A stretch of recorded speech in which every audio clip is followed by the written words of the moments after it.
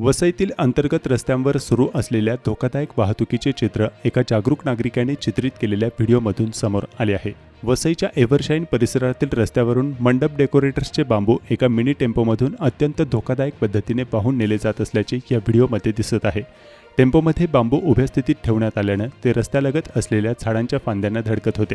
यामुळे अनेक फांद्या तुटून मागे येऊन वाहनांवर पडत असल्याचंही दिसून आलं। या प्रकारामुळे दुचाकीस्वारांच्या जीवाला धोका निर्माण होऊन अपघात होण्याची शक्यता नाकारता येत नाही। विशेष म्हणजे इतक्या धोकादायक पद्धतीने वाहतूक सुरू असतानाही संबंधित टेम्पोला अडवण्यासाठी किंवा कारवाई करण्यासाठी वाहतूक पोलीस घटनास्थळी दिसून आले नाही। त्यामुळे अंतर्गत रस्त्यांवर वाहतूक पोलिसांचे नियंत्रण आणि लक्ष आवश्यक असल्याची माहिती नागरिकांकडून करण्यात येत आहे।